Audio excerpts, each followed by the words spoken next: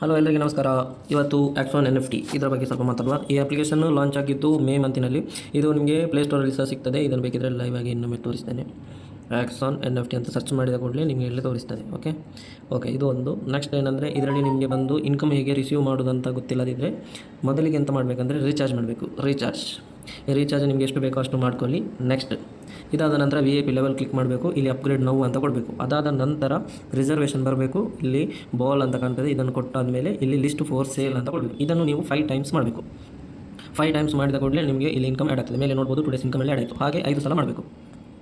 ನೋಡಿ, ಎರಡನೇ ಸಲ. ಓಕೆ, 2 ಸಲ ಆಯಿತು. 2.5 ಆಗಿದೆ. ಮೂರನೇ ಸಲದ್ದು.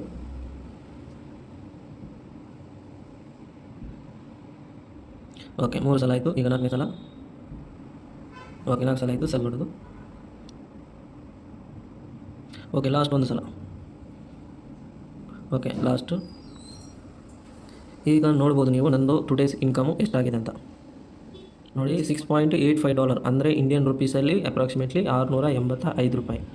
ಓಕೆ, ಇವಾಗ ಇಲ್ಲಿ ನೋಡ್ಬೋದು ನಂದು ಟೋಟಲ್ ಅರ್ನಿಂಗ್ಸ್ ಎಷ್ಟಾಗಿದೆ ಅಂತ. $309 ಆಗಿದೆ. ನಾನು ಇದರಲ್ಲಿ ರೀಚಾರ್ಜ್ ಮಾಡಿದ್ದು ಬಂದುಬಿಟ್ಟು ಕೇವಲ $100. ನಿಮಗೆ ರೀಚಾರ್ಜ್ ರೆಕಾರ್ಡಲ್ಲಿ ಇಲ್ಲಿ ಕಾಣ್ತದೆ. $100 ನಾನು ಜೂನ್ನಲ್ಲಿ ರೀಚಾರ್ಜ್ ಮಾಡಿದ್ದೆ 19 ತಾರೀಕು. ಈಗ 2 ತಿಂಗಳು ವಿಡ್ರಾವಲ್ ಮಾಡಲಿಲ್ಲ. ಈಗ ಟೋಟಲ್ $309 ಆಗಿದೆ.